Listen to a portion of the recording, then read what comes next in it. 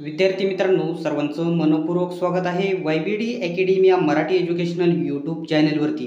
मित्रांनो, नाबार्ड ऑफिस अटेंडंटचे या ठिकाणी आजपासून अर्ज करायला सुरुवात झालेली आहे। फक्त 10वी पासवरील महिला पुरुष उमेदवार अर्ज करू शकतात, परंतु याच्यामध्ये एक वेगळीच अट आहे।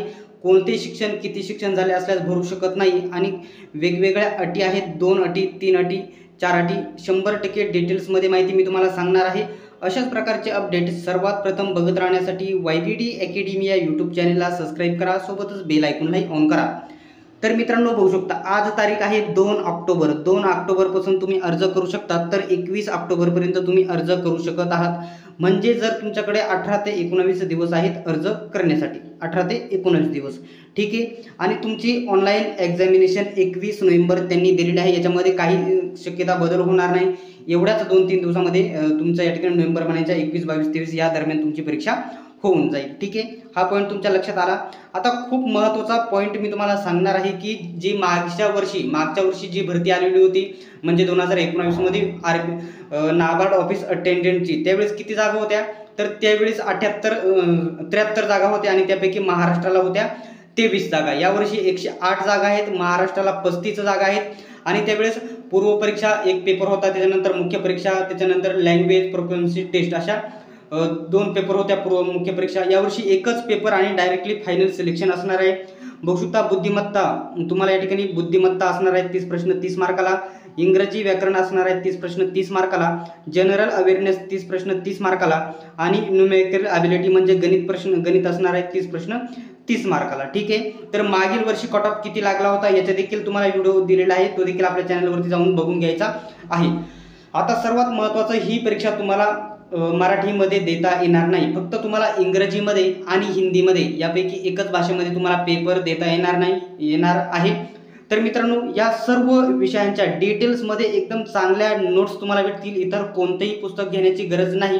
या नोट्सची किंमत आता आपण फक्त या ठिकाणी बघू शकता 189 रुपये ठेवलेली आहे। किती? फक्त 189 रुपये ही नोट्सची किंमत ठेवलेली आहे।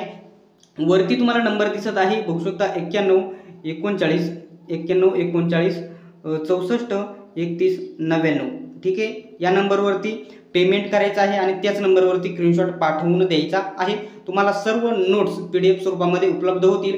स्क्रीनशॉट पाठवल्याच्या नंतर खाली मेसेज करायचा आहे, नाबार्ड ऑफिस अटेंडंटच्या नोट्स पाहिजे।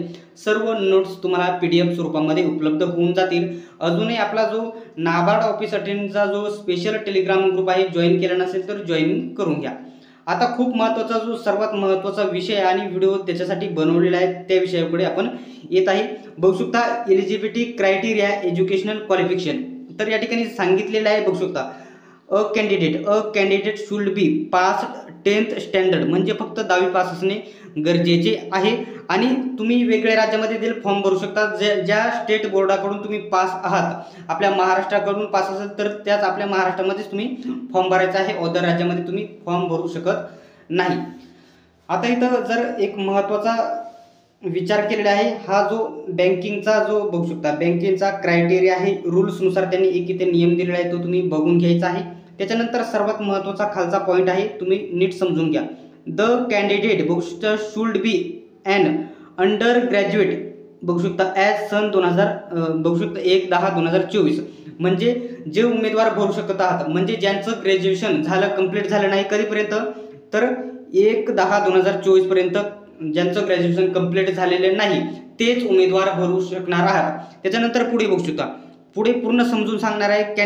कॅन्डिडेट प्रोसेसिंग अँड ग्रॅज्युएशन, बघू शकता and higher qualification are not eligible, बघू शकता हे जे उमेदवार या ठिकाणी बघू शकता आता सध्या 10वी पास झालेले आहेत, 12वी पास झालेले आहेत, ते उमेदवार 100% अर्ज करू शकत आहात।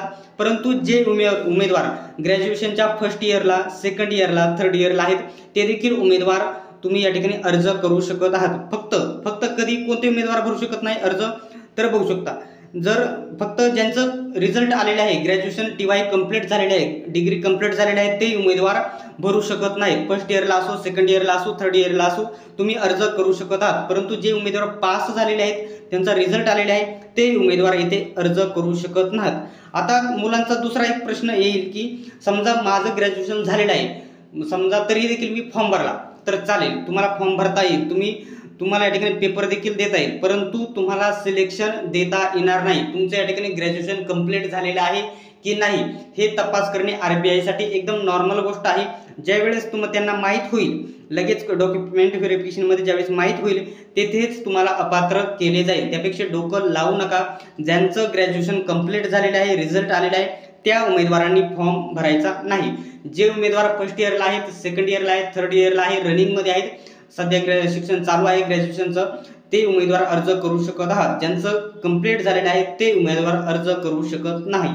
तर मित्रांनो, अशाच प्रकारचे अपडेट सर्वात प्रथम बघत राहण्यासाठी अजूनही तुम्ही YBD अकॅडमी या यूट्यूब चॅनलला सबस्क्राईब केले नसेल तर सबस्क्राईब करा, सोबतच बेल आयकॉनलाही ऑन करा. सर्वांनी व्हिडिओ शेवटपर्यंत बघितल्याबद्दल धन्यवाद. भेटूया पुढच्या व्हिडिओमध्ये.